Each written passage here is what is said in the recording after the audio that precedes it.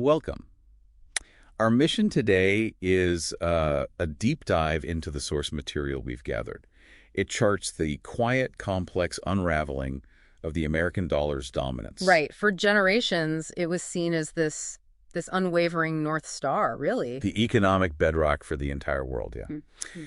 So let's unpack this. What we need to understand is that our sources frame this shift not as some sudden crash, not one single event. No, it's more like a system turning on itself. Exactly. It's a story of structural fragility and how that was exploited by the elegant but ultimately kind of cruel logic of internal feedback loops. Yeah, before we even get to the mechanics, the perception change is key. How so? Well, nations that had relied on the dollar, as this ultimate financial shield, they began, almost overnight it seemed, to see it as a potential sword, hanging right over their own economies. Which signals a huge erosion of geopolitical trust, fundamentally. Absolutely. So if it wasn't sudden, what started the pressure? Okay, right. What were the initial pressure points?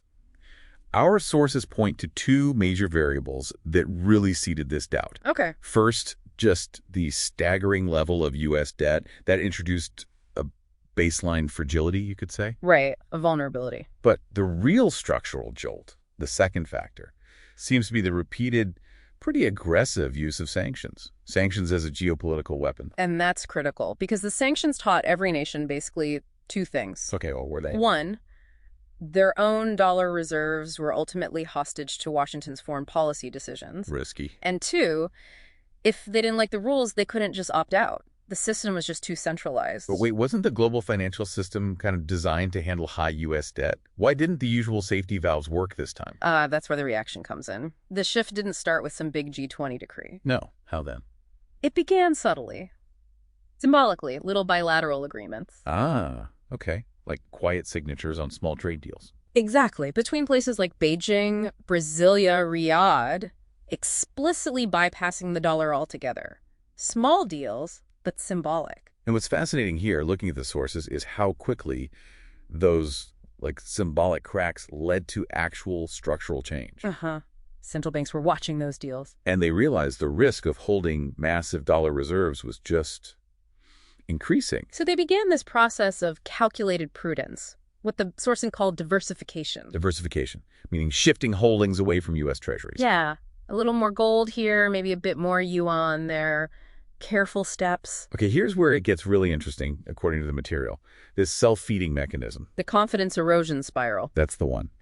The data shows that as the dollar's share of global reserves just ticked down, maybe from 59% then to 55%, down to 52%, the very act of diversifying, of others doing it, eroded global confidence even more. Right, seeing other major economies quietly heading for the exits. It made more diversification seem absolutely mandatory. Yes. Just reinforced the downward momentum.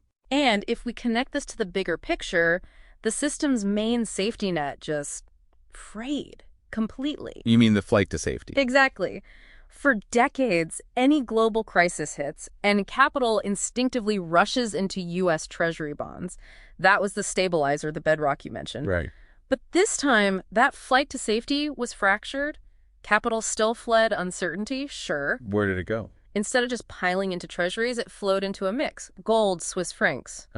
And perhaps most tellingly, this new digital yuan, which the sources say was backed by a specific basket of physical commodities. Wow. So the very source that was supposed to provide safety became, in a way, the source of the storm. And this wasn't just abstract financial stuff where you're reading the accounts. The consequences were intimate. Immediate for ordinary people caught in the middle. Yeah, the examples are stark. Like chaos for a textile exporter in Vietnam. Their European clients suddenly demanding payment in euros.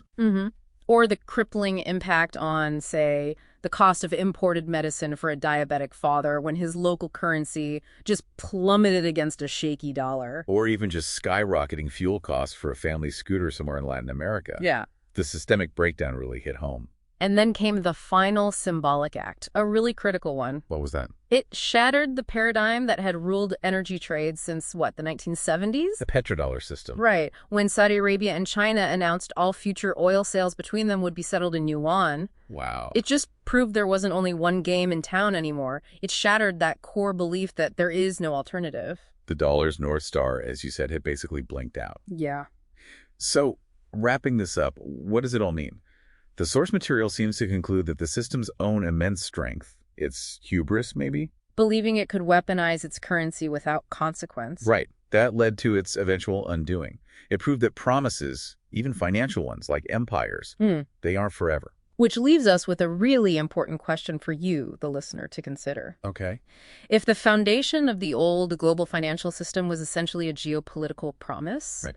what new promise, or perhaps what new lack of a central promise, is the world building its prosperity upon now? That is the challenge, isn't it? For a new, uncertain dawn. We really hope this deep dive gave you some clarity on this complex, absolutely critical shift.